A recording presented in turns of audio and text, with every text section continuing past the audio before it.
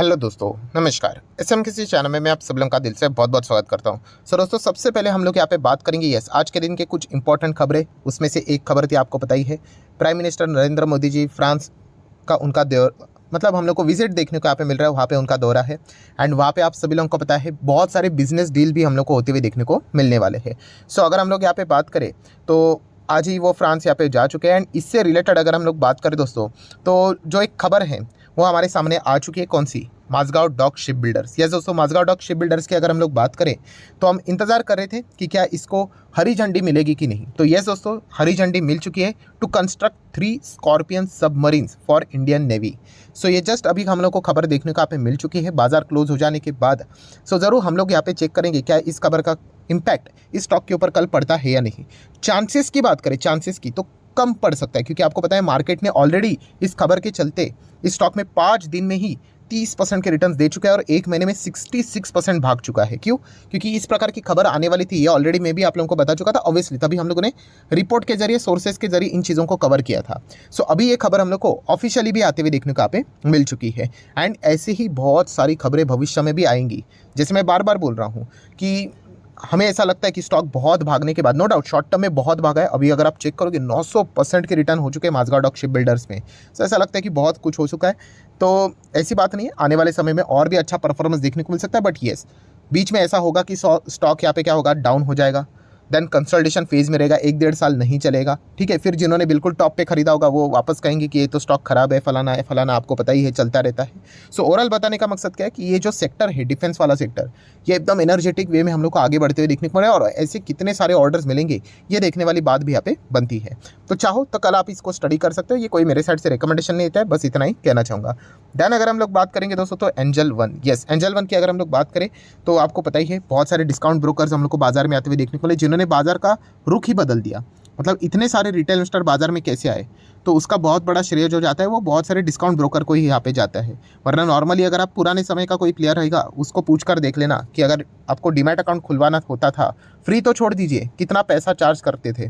ठीक है, तो ज़रूर हम लोग कह सकते हैं, मतलब पहले ना आईपीओ मिलना बहुत कंपैरेटिवली आसान था, अभी तो बहुत ही मुश्किल है। आपको पता ही है, आप 10 अकाउंट से लगाओ, 20 डीमैट अकाउंट से लगाओ, बहुत मुश्किल रहता है, क्योंकि इतने सारे 12 करोड़ के ऊपर जा चुके हैं डीमैट अकाउंट। सो कंपटीशन ज़बरदस्त बढ़ते हुए देखने को मिल चुका है। एनीवेज, एंजल वन की बात करें दोस्तों तो आज इनके नंबर से एंड नंबर के प्रति कल बाजार का रिएक्शन देखेंगे कि कैसा रहा करके। सो नंबर की मैं अगर बात करूँ, ईयर ऑन ईयर बेसिस बहुत अच्छे नंबर्स देखने को मिले, बहुत ही शानदार है। 22% की जंप हम लोग को कंपनी के प्रॉफिट में भी देखने को यहाँ पे मिल चुके हैं। ऑर्डर्स की भी बात करें तो वो भी सर्च होते हुए देखने को यहाँ पे मिल चुके हैं।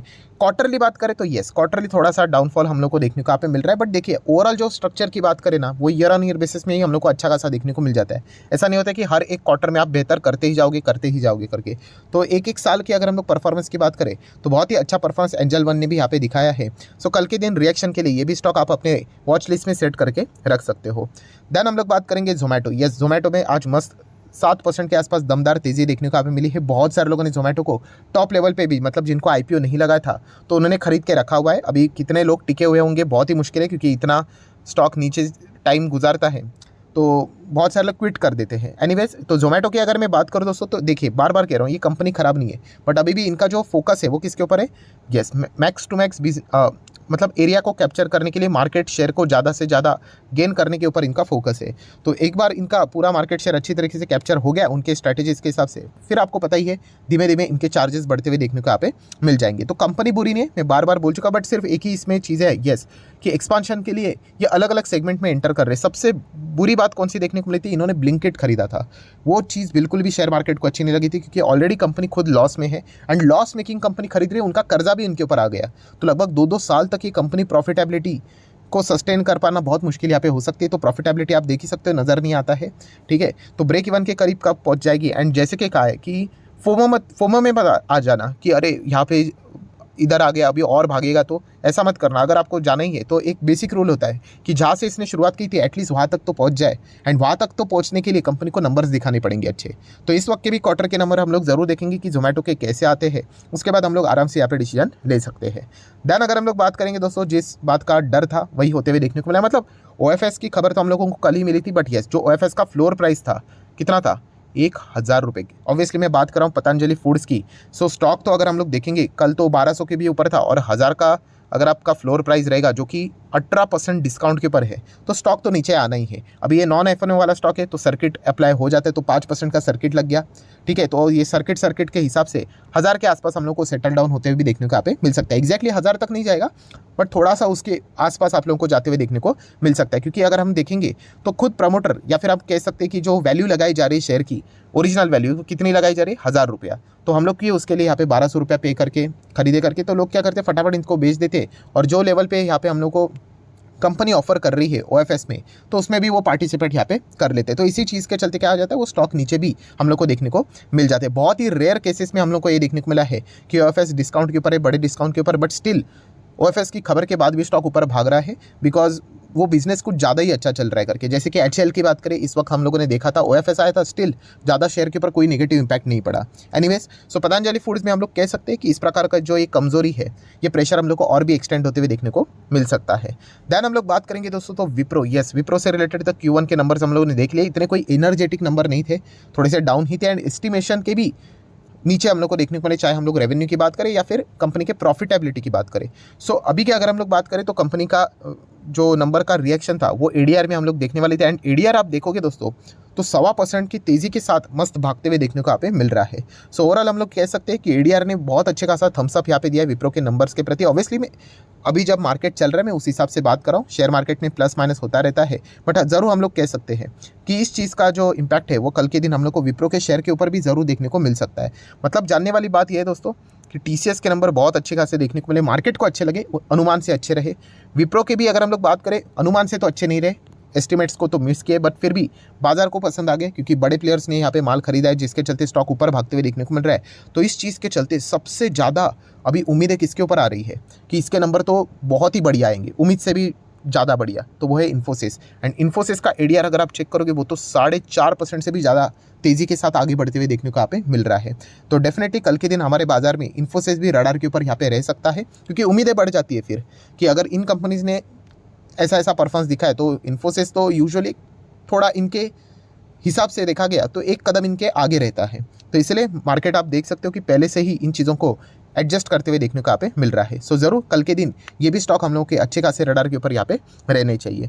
देन अगर हम लोग बात करेंगे IEX, यस IEX को तो हम लोग रोज़ सिर्फ कवर यहाँ पे करते रहते हैं क्योंकि कब खबर आएगी वी डोंट नो, एंड अगर वो खबर आ जाती है सरकार अपनी बातों के ऊपर कायम रहती है जैसे कि रिपोर्ट के जरिए बोला गया था, तो डेफिनेटली IEX का स्टॉक में हम लोग को और भी प्रेशर आते हुए देखने को मिल सकता है, क्योंकि बहुत सारे लोग इसी खबर का इंतजार कर रहे हैं कि सरकार इससे रिलेटेड क्या आउटकम निकालने वाली है, क्या वो सुपर एक्सचेंज बनाएगी या फिर जो प्राइस डिस्कवरी, देखिए IEX प्राइस डिस्कवरी नहीं करता है बट बाय डिफ़ॉल्ट उनके पास वॉल्यूम्स इतने हैं तो बेटर प्राइस डिस्कवरी उन्हीं के पास यहाँ पे हो जाते हैं। तो इस चीज़ का क्या मतलब बोलते हैं ना, इससे रिलेटेड क्या आउटकम निकल कर आएगा ये देखने के लिए IEX हमारे रडार के ऊपर हम लोगों ने यहाँ पे ज़रूर रखना चाहिए। आज के दिन की बात करें तो अभी भी 1% के आसपास ही गिरते हुए देखने को मिला है, जो कि एक नॉर्मल ट्रेडिंग में होता है।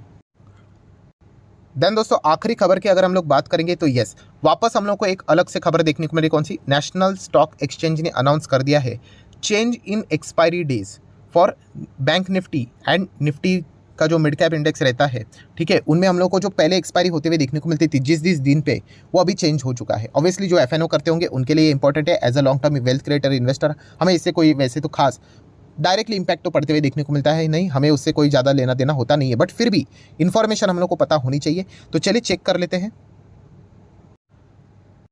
कि क्या क्या बदलाव देखने को मिल रहा है। तो आप चेक कर सकते हो दोस्तों, बैंक निफ्टी की अगर हम लोग बात करें, ठीक है, तो उसका जो वीकली कॉन्ट्रैक्ट के जो एक्सपायरी रहते थे वो कब होते थे, गुरुवार को होते थे, थर्सडे को होते थे, यस वो अभी हम लोगों को वेडनेसडे के दिन, बुधवार के दिन होते हुए देखने को यहाँ पे मिलने वाले। इसके पहले उन्होंने फ्राइडे बोला था बट बाद में उन्होंने इन चीज़ों को विड्रॉ किया था। So all weekly contracts shall expire on Wednesday, ठीक है, तो ये एक पॉइंट हम लोग को पता है यहाँ पे होना चाहिए। एंड देन अगर हम लोग यहाँ पे बात करें तो ये रूल एप्लीकेबल कब से होगा, तो आप देख सकते हैं ये रूल एप्लीकेबल होगा 4 सितंबर से, ठीक है। तो ये पॉइंट को याद रखना कि अभी वेडनेसडे को एक्सपायरी रहेगी, थर्सडे को नहीं, और किसकी, सिर्फ हम लोग बैंक निफ्टी की यहाँ पे बात कर रहे हैं। देन अगर हम लोग यहाँ पे और एक चीज़ को चेक करना चाहिए जो कि है जो मिड कैप इंडेक्स की हम लोग यहाँ पे बात कर रहे थे, किसकी, निफ्टी मिड कैप इंडेक्स, तो इसका पहले एक्सपायरी हुआ करता था वेडनेसडे को, तो वो उन्होंने यहाँ पे शिफ्ट कर दिया, कब, मंडे को शिफ्ट कर दिया है। एंड इसमें अगर देखा गया तो दोनों, मतलब वीकली भी बात करें एंड मंथली भी जो कॉन्ट्रैक्ट रहते थे मिड कैप इंडेक्स के, वो दोनों के दोनों मंडे को शिफ्ट होते हुए देखने को यहाँ पे मिल चुके हैं। सो ये भी इन्फॉर्मेशन थोड़ा बहुत हम लोग को पता है यहाँ पे होना चाहिए। एंड एक थोड़ा सा पॉइंट ऐसा भी है जिसको आप लोगों ने भूलना नहीं चाहिए कि मतलब थोड़े लोग कंफ्यूज यहाँ पे हो सकते हैं, बट कोई बात नहीं, एक बार यूज तो हो जाएंगे फिर समझ में आ जाएगा। जैसे कि बैंक निफ्टी कब एक्सपायर होता था? थर्सडे को होता था, तो ठीक है, तो थर्सडे को के बदले अभी कब होने वाला है? वेडनेसडे। ठीक है, अभी तक ये आपको समझ में आ चुका है। बट उस मंथ का आखिरी वाला जो हफ्ता रहेगा, ठीक है, उस वक्त वो वेडनेसडे नहीं, उस वक्त वो वापस थर्सडे को ही एक्सपायर होगा along with the monthly contracts. तो ये भी पॉइंट आप लोगों ने थोड़ा बहुत यहाँ पे नोट करके रखना चाहिए। ठीक है, तो ये भी कुछ छोटी मोटी बातें, इनको आप चाहो तो नोट करके रख सकते हो। सो वीडियो अच्छा लगे तो चाहो तो लाइक एंड शेयर कर देना। एंड डीमैट अकाउंट अगर आपने अभी तक ओपन नहीं किया है तो लिंक नीचे डिस्क्रिप्शन में 25 वीडियो की लिस्ट भी आपको फ्री ऑफ कॉस्ट मिल जाएगी। आपका नाम, कौन सा अकाउंट आपने लिंक के थ्रू ओपन किया है, प्रॉपर्ली कमेंट से मेंशन कर देना। तो हफ्ते भर के अंदर अंदर सारे लेक्चर्स मेरे साइड से फ्री ऑफ कॉस्ट प्रोवाइड कर दी जाएंगे ताकि आप शेयर बाजार को आसान भाषा से सीख सको। So that's it, thank you very much दोस्तों, we will be meeting our next video, तब तक के लिए बाय बाय।